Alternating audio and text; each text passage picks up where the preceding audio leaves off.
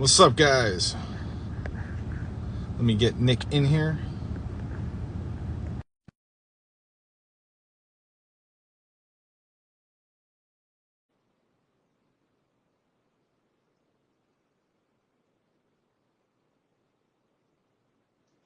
There we go.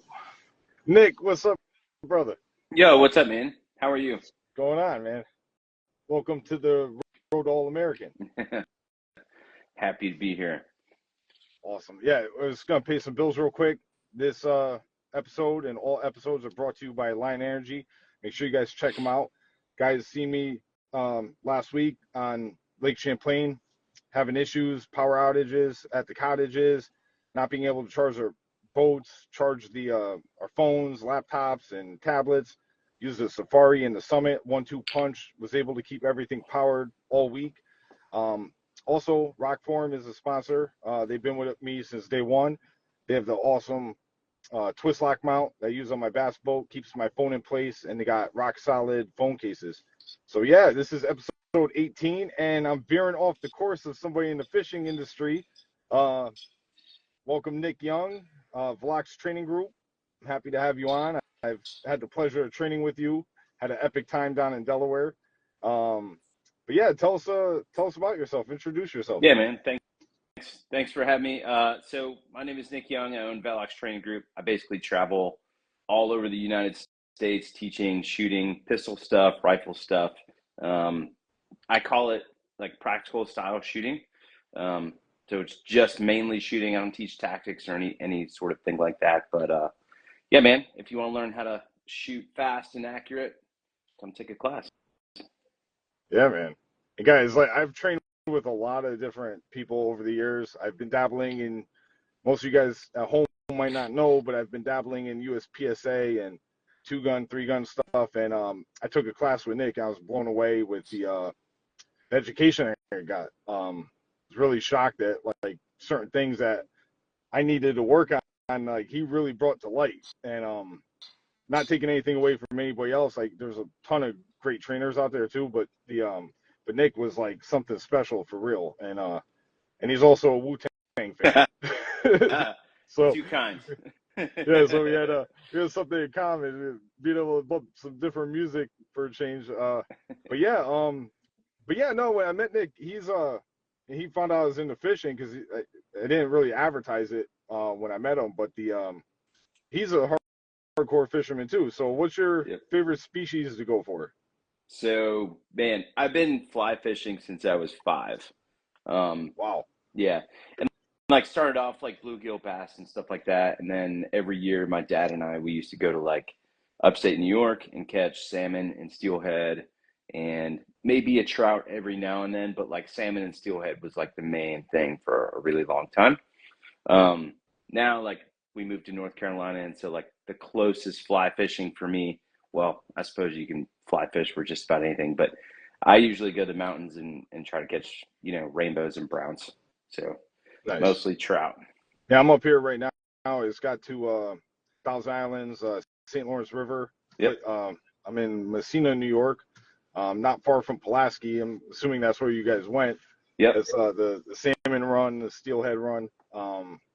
Yeah, we gotta get you out bass fishing.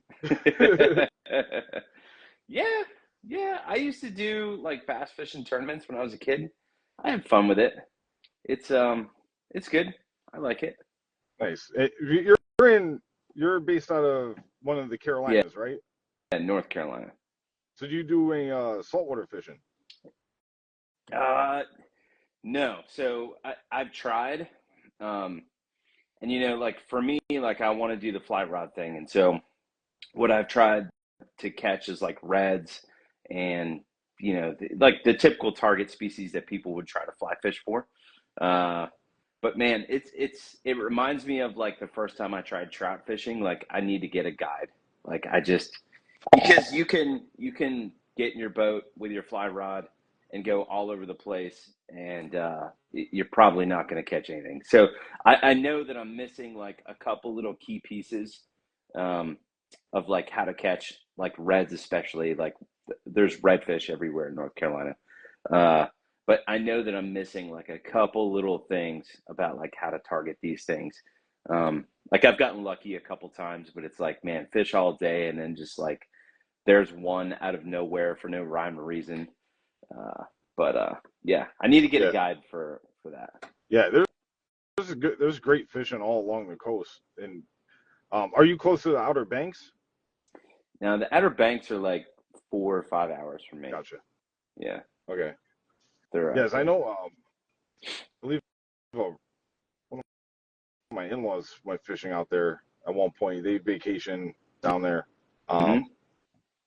But that's like a popular area. I think that's more of a tourism-ish area. Yeah. But Well, a couple of the islands are for sure. Like gotcha. Kill Devil Hills is like super touristy, but the majority of the Outer Banks, man, is like fishing towns.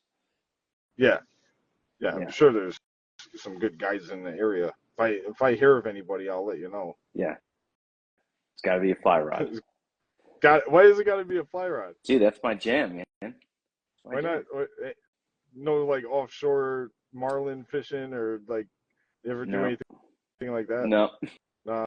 I mean, it's similar to like shooting, right? Like some people are gonna shoot a Glock, and you're like, why? And they're like, well, I like Glock. For me, I like Gotcha. Walther. It's just like it's my jam. Like the fly rod stuff feels more like hunting to me. I think that's what I like about it the most.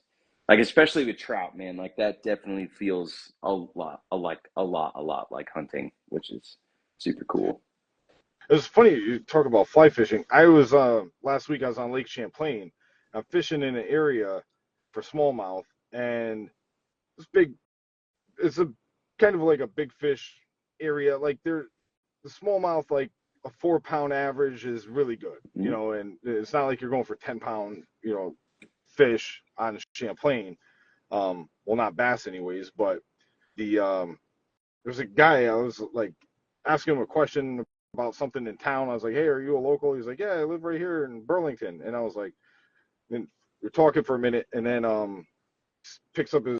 I'm going to leave. He picks up his rod and he starts fly fishing. I'm like, "Stop the boat!" I'm like, "You're fly fishing? Like we're in like 45 feet of water. It's like deep water lake, you know." Mm-hmm.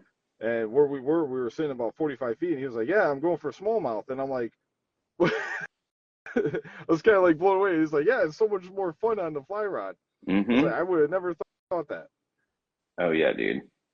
Yes, dude, I'm actually going for smallmouth on a fly rod in around Thanksgiving. So we got a That's house that's awesome. on this river that's like chock full of freaking smallmouth in like the northwestern part of North Carolina. So it's supposed to be really good. I've never really caught smallmouth other than ones in like trout rivers that are like this big. I Yeah, don't really count those. So I'm gonna go there with like big old streamers and see what I can get. yeah. Well, I'm on up here right now. The St. Lawrence River is like the smallmouth Disneyland, is what guys call it. This is like home of the 6, 7 pounders. It's a big smallies up here. But the for this tournament, we're launching so far away from the Lake Ontario, that we can't. It's like cut off, so we can't even get that far. I think in the Clayton, Cape Vincent areas, like as far as we could go, and regardless, I don't care what anybody says. From experience, the bigger fish are to the lake. Like Yeah, so, I got to run ahead of me on Saturday. yeah. But but yeah, and so I want to bring up something too, because you you work with a lot of brands that like are like hardcore into the outdoors, and one of the brands that came to mind, like just from knowing you and then knowing some other guys that do what you do, you work with Howitzer. Hmm. Um, Want to talk, shoot it about them for a minute? Yeah, so Howitzer is a clothing. Well, they make a couple little things that are not clothes, I suppose. Like they make a dump pouch for me, but mainly a clothing company. They give a lot of the proceeds to like law enforcement training with Project Blue Lion. So, for instance, like some of the proceeds will go to Project Blue Lion, and then if cops want to go get training, they can get funding at Project Blue Lion, and then go ahead and get training for free. Uh, so really, really good cause. And Eric, who owns that company, is a super good dude. Like I like working with companies where like the owner shoots a lot, or at least has pretty good knowledge of of what shooting is supposed to look like, good shooting. And Eric is definitely that, man. Like, he came to nationals, he shot carry optics nationals. Um, yeah, every time I see Eric, like, he's ready to go shoot. Like, dude shoots. He probably shoots more live rounds than I do a year. Like, he Wow. shoots a lot. Yeah. Yeah, no, So. the one thing that was cool about them, because like I work with I like to promote skin cancer awareness, and they're one of the few companies like in your world that has clothing that offers like sun protection too. So Mm-hmm. that's like real big, and guys don't think about it like we're bros, like we're out on the boat all day or out at the range all day, and you get sunburn really bad. Yep. I've had a couple friends over the past couple of years that have developed skin cancer, so that's awesome that they have like the SPF or the UPF 50 clothing, Mm-hmm. and then I see you be wearing it too with the hood up. Yeah, man. Like I started carrying those on my pro shop on my website like a couple years ago because like I came from like the fishing world, so I was always like covering up, you know. Like when you go fly fishing or whatever, like it's just like common, right? Like you put on a freaking sun shirt with a hood, you know, the whole thing like over your face, like you cover up basically everything. And so like the shooting world, I did not see people doing that, so I started using those, you know, hooded sun shirts and carrying them on my website and stuff. So Yeah, yeah, it's awesome. I won't go outside without, like, if I'm going to be outside all day, I'm just going to put that on. So Yeah, definitely helps, man. I grabbed one from you when we were in yeah, Delaware, so I got one. yeah, I got it packed. It might wear tomorrow or Friday, but it yeah, my practice days I wear sun shirts. The tournament day I'm in a jersey, so yeah. it is what it is. So, But dude, I've got a question, if you don't mind. yeah, So, go like, for it. some of the people that are on here that follow me might not know you, right? So, Dave is a professional fisherman, right? Yep. All right, fish tournaments and stuff, and he shoots, right? Um, and you said you've done some USPSA. What are some similarities to like the tournament fishing world and competitive shooting world, if there are any? Is it like there? Practice, Okay, like what? Like anything practice. specific? Well, there's two very strong similarities. Is practice is like getting acquainted with your like familiar familiarity. I'm butchering it, but Yeah. getting familiar with your equipment and being efficient with it. For example, in the fishing world, I run the same rod brand and I run, for the most part, the same reel brand. And like going from technique to technique, there's a lot of consistency. Mm-hmm. And I found with doing any type of shooting is like if you have three different pieces, whether it's like or two different rifles or two different pistols or whatever the case is, if you have like these parts on this gun or these parts on that gun, that going back and forth between the two, there's going to be variables that you're fine tuned to one thing, and then when you switch to the other, you're losing it. You lose that consistency, Sure. and being familiar like on your game with what you're using, like a ambi safety or something. Like could be something as simple as that, or like one has a stock trigger and you have a Geisley in another, Mm-hmm. a two stage or a single stage trigger. And the only other thing with doing pistol, I would say, is like um, from doing any of the small, I'm not pro, not at your level by any means, but the from the few competitions I've had, the is with pistol is like definitely like even thinking about like going different optics or different sights. It's Mm-hmm. like you have to have the same thing on like everything you train with to be familiar, and it also helps with like your comfort. So like you're not like panicking. Like I know like even me like still to this day, once at the start of a tournament when they play the national anthem, I get butterflies, and it's go time, and then That's interesting. when they say make ready, it's like you get the butterflies, and then there's one more thing that you have to think about if you're messing around with different equipment. If you keep consistency, I found that was like the golden ticket. was Yeah. when I realized that. So it's like if I do a build, it's getting this part, and this part guaranteed. If I do another build, it's getting this part, this part guaranteed. It's gonna feel the same across the board. Yeah.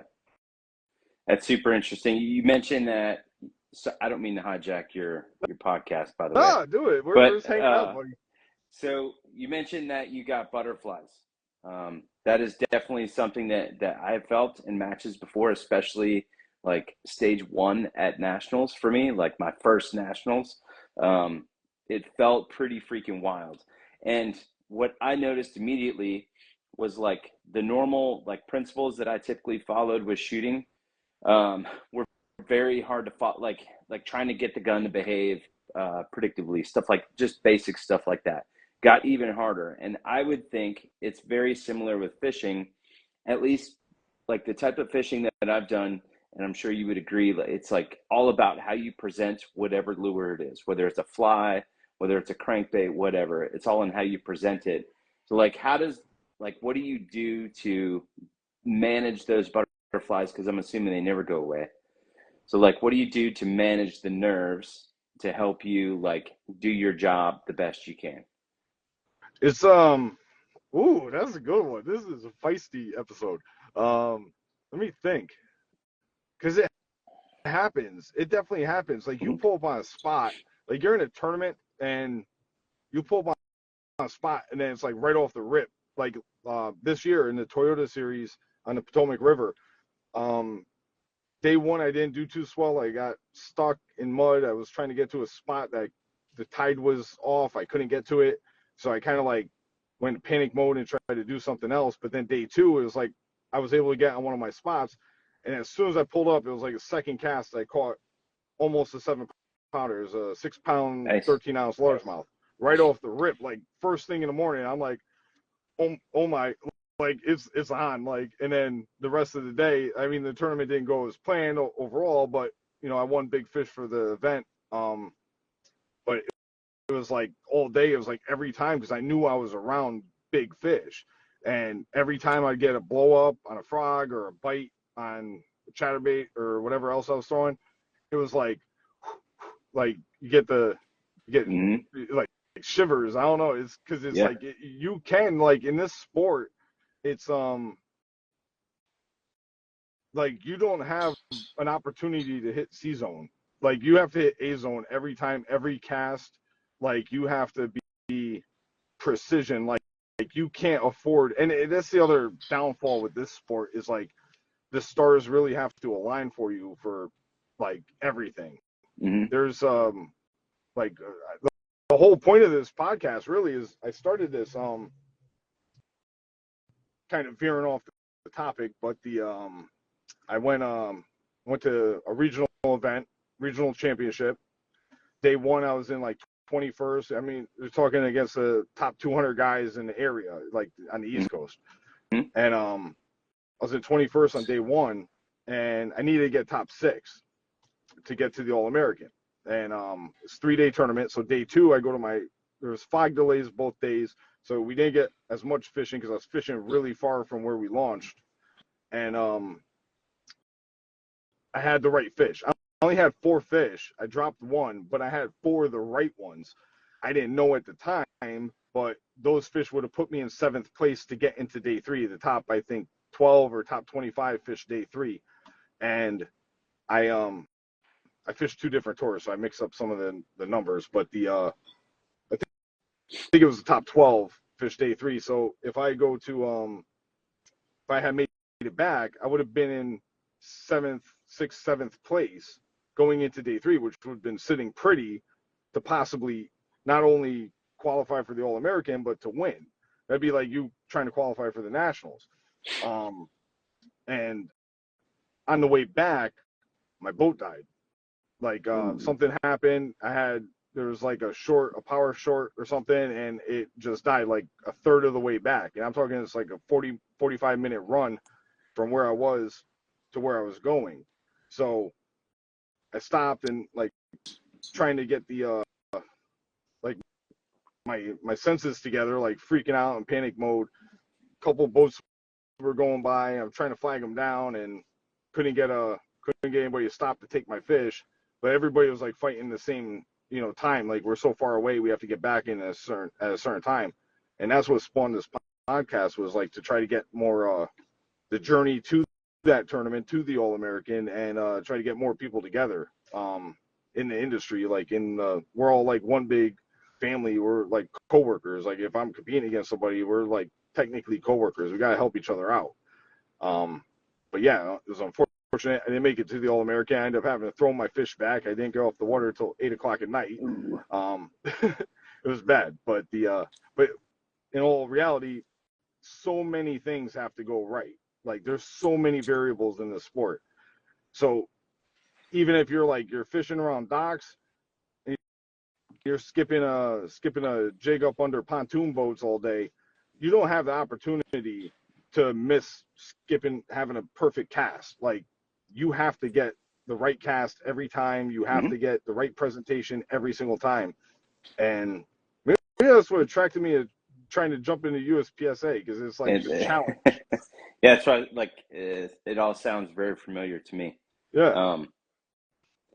I mean, so I do both, right? I shoot USPSA. I don't tournament fish like I used to, or definitely not on the level that you do. But I think there's very similar things about the two sports where like you have principles, right? So like shooting, take for instance, grip. We want the gun to behave in a very predictable manner. You want to be able to like grip the gun in such a way that you could bang on the trigger for as long as you want to or need to, and like the sight doesn't move off the target when you're doing that. Like you have these core principles, and I think at least, and you could probably talk to this probably more than I can, but like the fishing stuff definitely does as well. So like fly fishing, like you'll hear people say say for instance you catch a fish on a river and someone saw you catch it, or you catch a fish on a lake and they immediately, what are you using? And it's like, dude, to me it's like it almost doesn't matter. It's like it's how you present it, and that's how they're going to be keyed into it. So like there's very like when I go fly fishing, like I look at like principles of like how I'm going to present the fly to the fish. Like it has to look normal. So like the way I'm mending the line or whatever, like it's all principle based. Would you say fishing is like principle based too? Yeah. Like that's funny you said that. Like pull up to the lake. Hey, what are you throwing? It's like this place a couple of years ago, everybody was throwing Berkeley Maxent flatworm. I have no affiliation with Berkeley, for the record, but the Berkeley flatworm, that was like the go-to bait, fishing it on a drop shot. This technique where the bait sits above the weight's on the bottom, and you drift current seams with it. And that's the equivalent of you guys, everybody's showing up with 124 grain plus P. So Yeah. Or like I think too, people like, oh, I use this guy's grip, or that, I put my hands like this because that guy puts his hands like that. But in reality, it has nothing to do, well, I shouldn't say that. I mean, it does have to do with where your hands are a little bit, but like the bigger thing at play is like the type of pressures that you put on the gun. And I relate that to like the same exact thing that we're talking about. Like, hey, what are you using? And it's like, man, you could use the same thing, but if you present it differently than me, then the fish are not going to be keyed into it. yeah. Like, dude, I've seen trout. So I was at this one place where these kids like come out of school and they walk across the street and they go to the river and they stand on the bridge and they throw bread in the water. And what looked to be a river with no fish, all of a sudden, as soon as these kids came on top of the bridge, there was like, it looked like a freaking aquarium, right? There's trout everywhere. That's And awesome. So I'm like, oh, I have a mop fly that's like that color. So I put on a freaking mop fly, send the mop fly in. Yeah, I caught like one or two little ones, but what I realized was the mop fly was weighted and that thing sunk a whole lot faster than the bread did. And it was like no go. Totally shut off the mop fly and started eating more bread. I think things are very similar in terms of Yeah. principles, or like, both sports have principles that you want to follow. Yeah. Yeah. I find it interesting with the with shooting, the correlations. Like from the outside in type of thing, like first getting like, because I've always done classes for the past, I don't know, 20 years. Like I dabble with them like here and there, and I've gotten more into it over the past several years, and just like, and then starting to meet people, meeting you, meeting other guys I've trained with, and even people at the matches, and it's the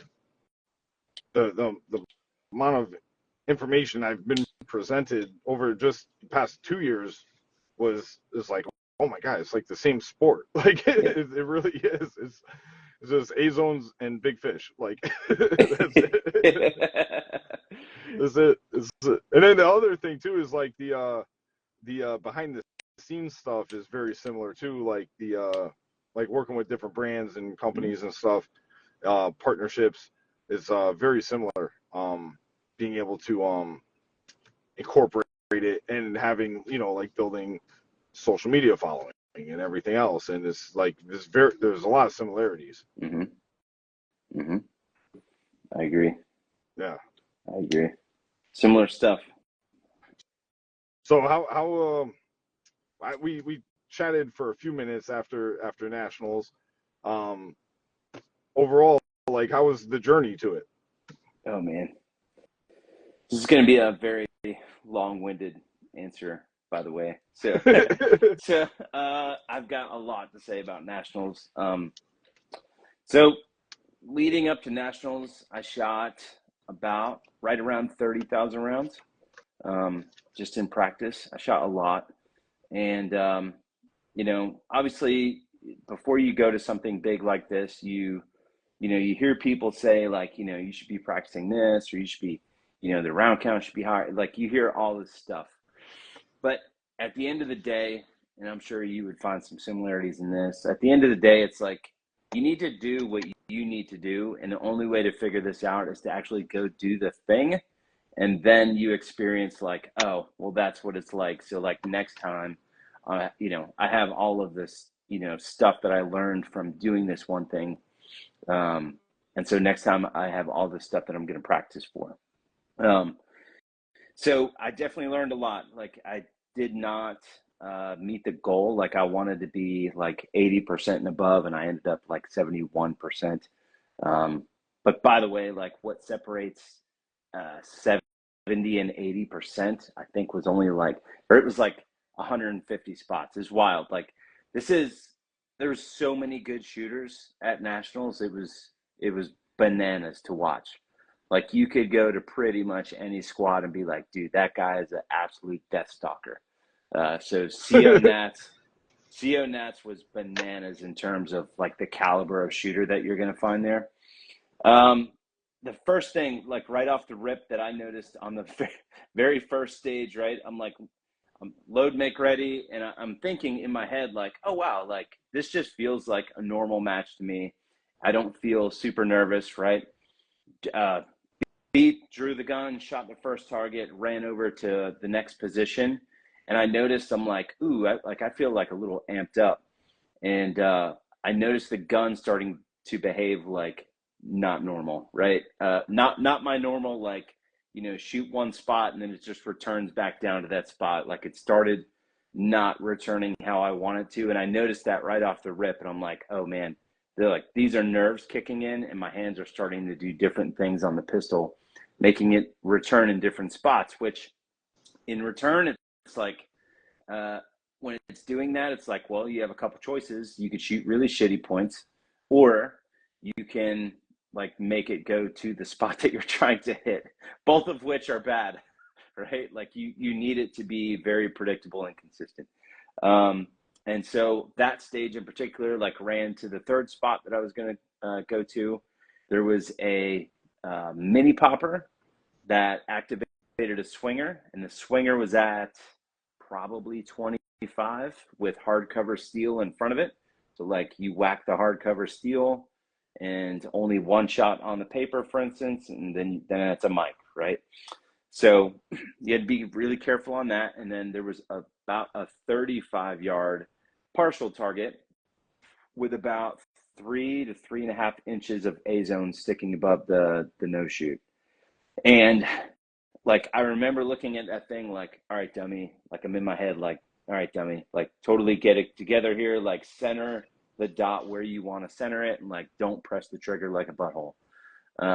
First shot, like press the trigger, and I saw kind of a little bit to the right, and I'm like pretty sure that's on brown. And then when the gun returned, it like returned super violently, and it just like the nerves kicked in, and I ended up shooting the no shoot. So moral of the story, like the first thing that I'm looking at for nationals is coming up with a way to deal with the nerves. One very common theme that I saw with a ton of different shooters, like Tom here could probably tell you the exact same thing, right? What's up, Tom? The nerves never go away, right? That was a common theme. Like ask anyone on the super squad, ask Tom. Tom is a phenomenal shooter. Like he could probably tell you the exact same thing. The nerves never really go away. What you do with like to get rid, not so much to get rid of that, but to manage those throughout the match is what matters a lot. And again, this is like nothing that I've ever felt in a local match, a 3-day match, you know, when I just practiced 30,000 rounds worth of ammo, like I've got money into it, I've like, there was a lot more on the line for this match. So coming up with a way to manage those nerves, throughout the 3 days is definitely going to be key. I think I'm just going to basically try to get myself to focus on 1 to 2 things, just to try to simplify it. I'm kind of a nug. Like if I'm like trying to go through this whole big long process in my head, it's probably not going to work. So Yeah. going like trying to get 1 to 2 things. Like when I feel nerves, like all right, this is the thing. These are the 2 things that you're going to focus on. Period. Like I don't want to think about anything else, just those 2 things. So simplifying that. One other thing that I found interesting was by the end of the 3 days, I had muscles that were definitely more tired than what I'm used to, and I was like, man, this is completely bitch made of me that my thighs are sore. That won't happen again either. So I think the days of being a 300-pound USPSA champion are pretty much gone, especially for a 3-day match. Like when you look at the dudes on the super squad, I don't think any of them were overweight. I mean, some of the dudes were thick, but like all of them are pretty much athletes for the most part. So working on that, and then trying to incorporate like a couple months ahead of the next nationals, trying to incorporate a lot more wider like skill set. For instance, like when I looked at the match book, I saw a lot of open targets. I just assumed, like in my inexperience of going to nationals, I just assumed that it would be kind of hosey because I saw open targets. But when I got there on the ground, I was like, oh man, this is not hosey. Like a lot of this stuff is far enough away to where it's like, nope, you're going to run to that spot and shoot all of those static. And then you're going to run to another spot and shoot all of those static. And maybe on the way, there might be 1 or 2 that you could shoot on the move. But like the match that I typically shoot, Go Shoot match, owned by Chris Tilley. Like, dude, all of his matches are like basically moving through the entire thing. Like it's pretty rare that you're going to like park and, stand and deliver at a Go Shoot match. Like pretty much the entire match is all shooting on the move, which is what I'm used to. Nationals definitely had a lot of stages where that was not a very good idea just because of the risk that it added. So being more well-rounded in different types of skills. So like being able to go to a stage and hose and still get good points. Being able to shoot on the move and hose, which I feel like I'm decent at. And then being able to just like completely shift and be like, and recognize this ahead of time. Like, nope, this is the type of stage where like I'm going to run to a spot and I'm going to shoot things very carefully. Like I'm not going to allow myself to, like see the dot outside of where I want to hit. It is going to be centered each time. A good example of this, like there was a lot of steel at nationals. I think there was like 56 pieces of steel in 20 stages. Like there's a decent amount of steel. I noticed like a lot of makeups on steel, so just having a little bit wider um, base of skills, if that makes sense. Just trying to have a little bit more broader level of skills for nationals for next year. I think is definitely going to be on the list. So, like, It's crazy because training with you, it's like you'd be thinking like, oh, you don't need anything to develop. Oh oh man, man, like, there's always someone better than you, man, and I think that's the one thing I like about competing. Um, because I'll be honest, like if I was the best, I doubt I would practice as hard as I do. Um, Knowing that there's meat on the bone and like I can, I have dudes to chase, like that's what I love. I just absolutely love it. So I've got a lot of stuff to work on. And actually, like I enjoy the work. Like I completely nerd out on it. Um, and so yeah, man, I've got a lot of shit that I need to work on. yeah. Let's go to comments real quick. Yep. Shout out Mike from Delaware Valley Tackle. He's a buddy of mine. He said in bass fishing we talk about the huge role confidence plays. I think the same applies to shooting. So I think what he's getting at. So we just fished a derb on Oneida Lake. We fished the Cashin, and didn't really practice for it. Kind of, I dropped in for a little bit. And we went for smallmouth and practice. But then tournament day, it was like, hey, let's go for largemouth. And we were trying to force topwater, and we weren't getting bites. And we got like a couple bites, whatever. But then I was like, huh, that looks like some milfoil down there. And I was like, all right. So I was like, what depth are we in? Like 6 feet. So I had no intention of pulling out a flipping rod. I went in the box, pulled out a flipping stick with my confidence bait, like my go-to flipping bait, and I started flipping, and I was putting fish in the boat left and right. They Now, weren't the right hang on, ones because this is interesting. Why do you call that your confidence bait? You're because they get like bit on it. well, like is it like if I took that, would I get bit the I same? don't think so. It's That's what I mean. very superstitious. I mean, you never know because it's like, but I think the confidence is is built through experience. Like the minute I'm seeing deeper milfoil, I know it's post spawn conditions. They're spawned out, like the spawn's over. So we're in a little bit deeper water versus like the largemouth tend to stay in the shallows, and then the smallmouth are the ones that will roam deep. They'll be out in 500 feet of water, roaming in 100 feet, chasing bait. The largemouth are lethargic. They're the lazy order takeout, whereas the smallmouth are out there cooking. So Yeah. the largemouth when they're post spawn, they focus on what I would like to think is crayfish, and then the bluegills start bedding. They move up to bed and spawn, and and then I think at some point, once the bluegill spawn is towards the end, that's when the largemouth like change their appetite, and then they start going after the bluegill, chasing them off the beds. They're like, all right, you guys had your time, you guys are finished spawning, now we're gonna eat you or leave, type of thing. I don't know if that's what happens, but that's what I like to think happens.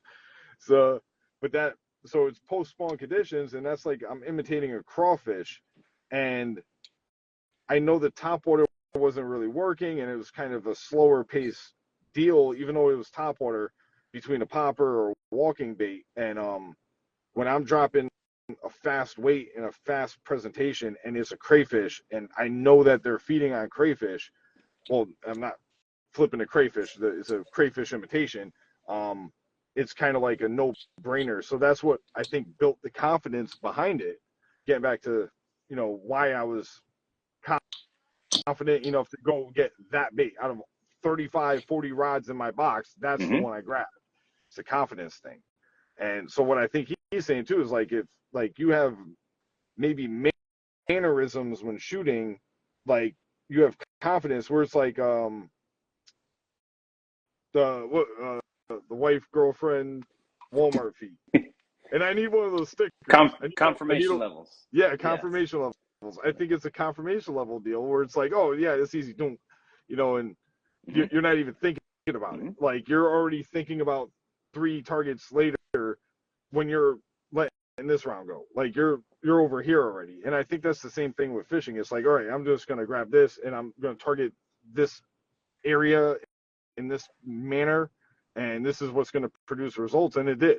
And we cracked a bunch of largemouth in that area doing that. And he immediately switched his presentation to something. He switched to a Senko. He started catching them on a Senko because we're targeting the weeds now. Like I located the fish with my confidence bait, and now he's like playing cleanup behind me with something like, okay, well if I didn't get bit on this weed patch, I'm going to the next one, and then he's off the back of the boat fishing that weed patch that I just hit. I might not have got bit, but he's presenting something different to trigger those bites from those fish. Those fish that were like, I don't know if I want to eat that. Okay, I'll eat this type of thing. So it's the same thing. It's like if you're on a target, like, I might have to give it a little bit more concentration, or you just breeze through it. It's different levels. So I relate that to, like, you talking about your confidence bait. I relate that to getting the exact grip that I want out of the holster. Like, dude, when you're at a match and like the beat goes off, you draw the gun, right? And your hands fall exactly where you want them to, where you would like them to be every single time, right? Then you have the exact pressures that you want. It's like, let's freaking go. Like, this is straight shred bone. So like, I know when I do that, the level of confidence is a whole lot higher. But like, if you draw and it's like, ooh boy, maybe that support hand landed a little low, or your firing hand landed a little low, that confidence is definitely not like it would be if your hands were in the spot that you want them to be in. Yeah. And then, Tom said, this is a great assessment of what you need to work on. That's so hard for people to figure out. And he's going back to when you were discussing what you got to work on from nationals. But that applies to fishing too. Is like, being able to assess yourself. And like one big problem with me, like when I started tournament fishing, was getting hung up on areas. And like in my head, I'm like, well, I caught good fish here in practice. I know they're here. I know they're in the area. And to give a perfect example, Cayuga has a big smallmouth. I think the new state record for New York was just caught there like last week or something. Giant smallmouth, and the largemouth you got to hunt for them to find them. But when you find them, you're pretty much good with that area. But smallmouth, I was like, you know what? I didn't think they roamed as much as they do there, and I found like a great like situation set up. I had like 3 different areas within an area, and I caught some good ones. I'm like, there's no point in even expanding on this because I have so much to work with. I have like the deeper water where it drops off. They were like on the outside weed edge. Then I got all the grass, and then it goes up shallow, and I got docks. So if they're not on a deep edge anymore, I could go into the grass. And this is for like 3 different areas. I'm talking like 3 areas the size of like one area is like the size of a football field. The other 2 are like the size of basketball courts. So I have like a good amount of stuff to fish and to dissect day of the tournament. I go back there. I started off with what was working. It didn't work. So I went in shallower. Didn't work. I couldn't figure out where they were. I couldn't find them. I went super shallow, went up to docks. They're not there. And instead of me saying, you know what, screw this, I'm going to go work on the other stuff I found in practice earlier on in the day, I stuck with it, and I wasted like 5 hours in these 3 areas trying to find the smallmouth because I had the confidence that if I found them, I would be able to win the tournament. But I couldn't put it together, and I wasted too much time in that area. And so that was something that I had to assess in myself to be able to be like, look, if you can't figure it out in like 10 minutes, move. Like, you got to go. And now, instead of me focusing on, like, this was 5-6 years ago, if I have an area and I'm not getting bit in like 10 minutes, I'm out. And I'll set up an area where it may be a mile worth of lake, but I'll have 45, 50 milk runs. I'll have way more spots than I used to focus on before. Instead of just covering an area thinking like, okay, well, if there's like a couple schools here, I'll be good. Nope. doesn't work that way, and that has given me better results in the tournaments I've fished since I've like really assessed that. Mm-hmm. Mm-hmm. So would you say that paying attention to not only performance, but a plethora of different stuff with fishing, weather, all that stuff, like paying close attention is a big deal? Yeah, Yeah, like I think with shooting, like being real, like that's what separates the dudes who are going out like wondering, well, what drill should I shoot? And the dudes that are actually like, shredding it at matches like shredding anything, right? If they're good at anything, just being able to like pay attention to like cause and effect, very similar to fishing, especially tournaments, right? Being able to pay attention to cause and effect, I think is a really big deal. And I think that's what Tom was getting at here. It's like most people would just go and be like, well, I didn't do this or I didn't do that, but they don't get a whole lot out of it in terms of what they actually need to hammer on and practice for the next time. And like yeah, that to me, that's always the biggest thing. Like that's the stuff that I'm always trying to key into. Um, is just paying attention to what happens. Like when you go to a match, like are you observing, or not, maybe not even a match, like when you go to the range, like are you observing how the gun is behaving? Are you observing what the gun is doing when you're doing target to target transitions? How is it coming into the target? Like this is going to key you into things that you need to work on, things like that. So yeah, a lot of similarities there. yeah, for sure. Another thing too with how you were mentioning grip, I think with shooting, going into shooting for like your followers that might be brand new to it, to doing to me even attempting to try to do what Nick does is like don't take my word for it. It's like but just from my experience, I'll say is once you have certain fundamentals like grip, drawing, and I'd say acquiring. Like I'm new to a dot. I like that was like one of the first real classes I ran with a dot was with you. But I'm familiar with the dot from carbine. Mm-hmm. But the it was like like acquiring the dot I would throw in there too if you're new to a dot. But or not worrying about acquiring the dot, more of like don't like relax. The dot's gonna be there, just look and point type of thing. Mm-hmm. But the grip, athletic stance, like I every class I've taken, like guys' feet are together, and I'm like, what? Like I'm athletic stance when I'm trying to land a smallmouth. Like, are you kidding me? Like, you got to be mobile. But those certain fundamentals, I think once those are like once they get to a point where it's like, okay, this is good enough, then any type of like training, I think this is for guys starting out, and you correct me if I'm wrong or you feel different, but I think any type of dry fire training, once you have those fundamentals like squared away, it doesn't matter really what kind of training when you're beginning, as long as you're training. Does that make sense with like dry Yeah, fire? I think I know what you mean. So I will say that, in my opinion, like if you took a principle-based approach, meaning like you have specific things that you want to look to. A good example of this might be like in movement. Uh, I'm gonna have the gun up like 3 to 4 steps before I get into position. Like I'm looking to a spot on the target that I want to hit, even though the sight picture might be, not good enough to shoot. Like it looks like shit until I get into the spot.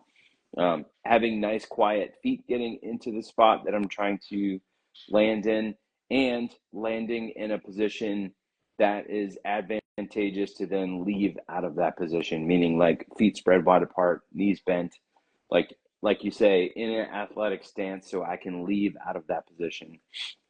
I think once you have like a decent understanding of what the actual principles are of whatever it is that you're trying to do, then you can start training on different techniques, or you can start looking at different techniques. well, if I put my hands, on this spot on the gun, it does this, or, if I put my hands right here, it allows me to keep consistent pressures. Like that's super cool. If I, think about, where do I need to put bullets on the target? It's going to help me stay target focused. Like you could start like picking up things pretty quickly if you come at it from like a principle based approach.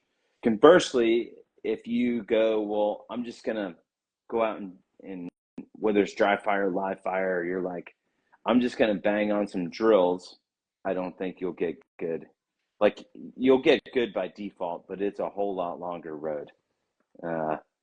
So I try to stay away from that. I think like a principle based approach to training is definitely way more advantageous to people getting better as well as like their bank account, because the other way is like you're just going to shred your bank account.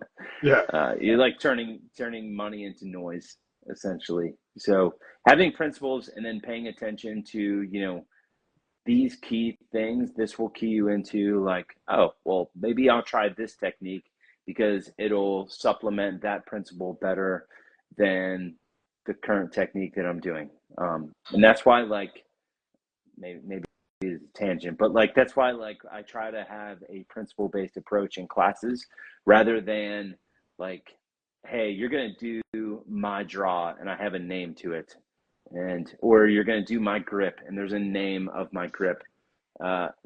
Dude, to me that stuff is just like complete horseshit and like just about marketing.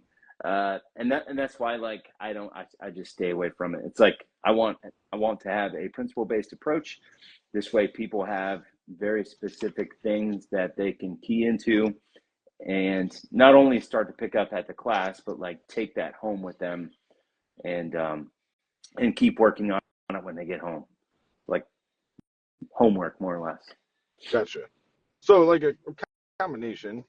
I think with me, I think that just with like once I got to a point where I had like confidence and like okay, I'm like doing pretty good. Like with I'm comfortable. Like my comfort zone skyrockets. Like you get to a certain point, I noticed where like when you're especially going back and forth between different like carbine or pistol or whatever, um you get to a certain point where you're like in the early stages, not like when you've been doing it forever, but you get to a certain level where like the comfort is like, okay, I'm good. Like Mm-hmm. you have like shouldering, um, and like the draw, like your draw approach and everything. I think once you hit that, for me anyways, it was like just any type of dry fire like helped out a lot. Like For sure. regardless what it was just like more. It's like going fishing. Like if you your home lake in North Carolina or whatever, and you want to get better at fishing, like you were saying before, like you go out, you got lucky a couple times, caught a couple reds or whatever, but if you just go there to that same place and do the same thing over and over again, you're never going to progress. You have to go fish other fisheries, go other species, other techniques, and everything. You have to you have to go do it to get better. You can't just Mm-hmm. hopes and dreams. Oh, Drew from Bear Solutions joined us. What's up, brother? What's up, buddy? Yeah, no, I would agree. And like, I think in terms of shooting, like we've all been to that place in our shooting journey or whatever, where we basically like when we dry fire, we're like, hey, I'm going to do draws and reloads. Uh, I'll be like straight up, like I don't do that, right? Like I'm looking at way more things and like trying to pay attention to like way more things in dry fire specifically. But at the end of the day, like that dude getting draws and reloads is touching the gun, like is getting, reps in. To build And, the we all start at, comfort. for sure. Comfort. And we all Yeah, start at that sure. place. So like, I think as long as that person doesn't just like stay there forever, like they need to start figuring out like, all right, what are some, strategies that I can do in my training to like start getting better at this? Like, how do I get faster? How do I get more consistent?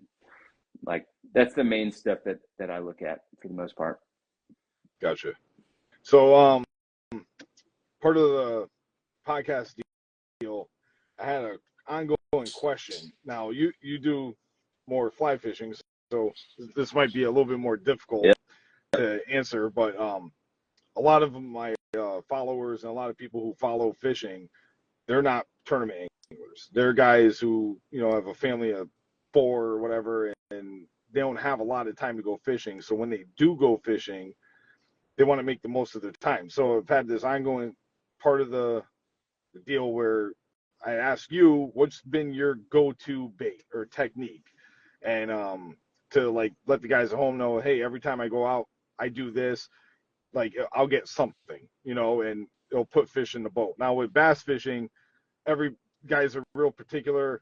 Might have like 2 specific baits they'll bring with them every single Yep. time. But for the guys at home, for you, you're targeting redfish and trout. I don't target them. So what do you what's your go-to, like you're like, I only have 4 hours this weekend. I'm going fishing. I trust this is going to catch me a fish. I'm a snob, basically, right? Like if you said, hey man, you got 4 hours and that's all you got to go fishing, like I'm gonna put on a big ass streamer and try to catch the biggest fish in the area. Uh-huh. All right. And maybe like 3 hours in, if I'm not getting anything and there's hey, no one at home, I might switch over to a nymph, like probably a double nymph setup, something like maybe like some sort of purple soft tackle or something, as a point fly, and maybe like something super simple, like a little tiny stonefly, maybe like a size 16 stonefly.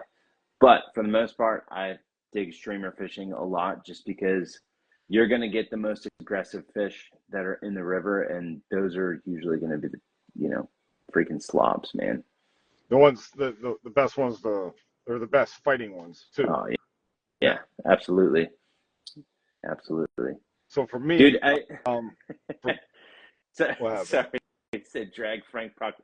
I have drugged Frank Proctor fly fishing twice, and he has drugged me to striped bass fishing once. So every time I'm around Frank, man, we typically shoot and go catch fish. That's awesome. So for me, it's for a couple of years I was recommending the Mojo rig. It's like a finesse Carolina rig where the weights, you have like the weight pegged with like a 2 to 3 foot leader, and then do like a little finesse worm. But more recently, I've been like something to like put in my hands and go fishing, to like search fish and find them and try to get a quick bite, just to verify an area, would be a bladed jig chatterbait. It's jig with a little blade on it, and you put some type of trailer on it, like a swim bait. It has a real erratic action. You could rip it through the grass, to deflect it off of wood and hardcover, and it's a fish catcher for sure. Guys all over the country win tournaments on them. So you guys at home, if you're going out trout fishing, salmon fishing, fly fishing, big streamer, a nymph, or missed the third one.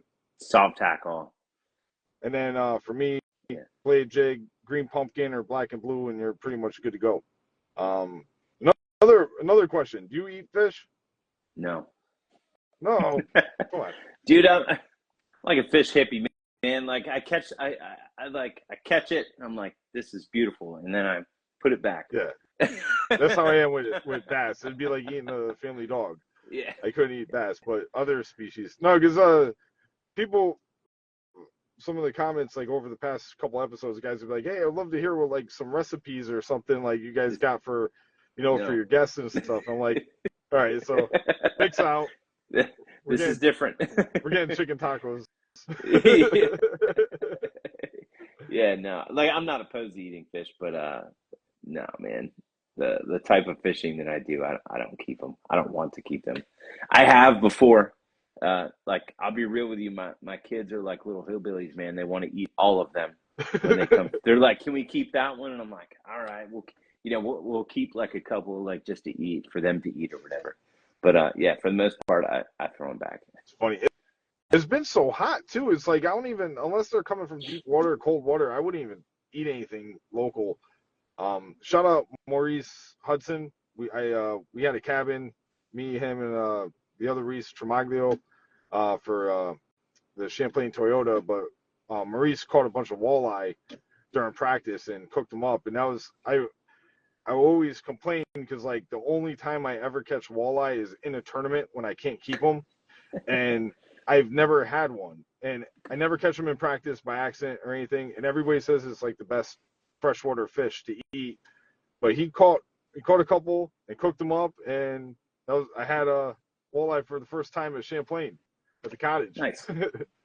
It was really good. Nice. I'm surprised none of the places up here with like all these beautiful fisheries with good clean water, like all around here, New York, Maine, New Hampshire, even in, you know, like the other Great Lakes. None of these restaurants sell local fish. It boggles my mind. No, I know. I know. Like when I see salmon at like a grocery store, just because I've caught salmon since I was a little kid. It's Every time I imported. see it, I'm like, that is not what salmon looks like. Yep. Salmon is not that bright pink. Yeah. I hate to tell you guys, but that has something like that is food coloring or something. Like salmon does not look like that. Yes. It's red 40 and yellow 5. Yeah, dude, Something. it's something in there for sure. Oh man. Well, it's 8 o'clock. I don't typically only do these an hour. I don't know if you want to shout out any of your sponsors, give a rundown, let Shit. people know at home. I'm gonna shout out myself.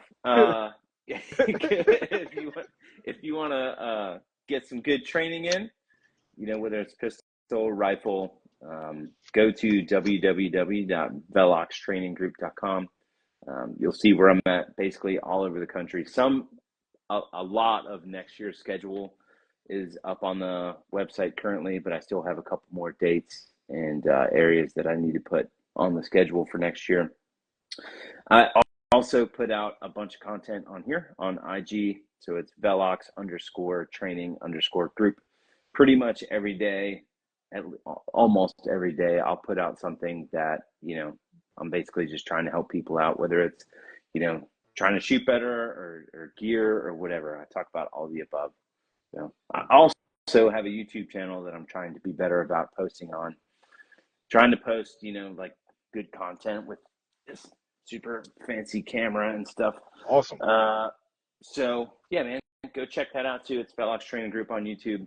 And again, I try to just post like educational stuff on there, same exact thing as IG. It's just longer format, obviously, because it's YouTube. Yeah, that's awesome. Yeah, man, Nick, I really appreciate you coming on. It was great training with you this spring. Got to touch base with Caleb, see if he could get you up to his that range again. And that's one that I need to put on the schedule for sure. Yeah, definitely, man. Or even New England. Maybe I could talk to somebody, talk to some of the people I know local. Maybe get you up here. Let's see. I'm going to New Hampshire next year. That's already on the schedule. Oh, for 25? Okay. Yes, and Massachusetts. The Massachusetts, I'll actually be there for 3 days. Yeah. So. New Hampshire is great. Shout out Ian Steinbeck, Rune Nation. Yeah. I've done classes with him up in New Hampshire. He's fantastic. Ian's a good dude. Yeah, he is. He's another one, to carry this on, but he's another one that like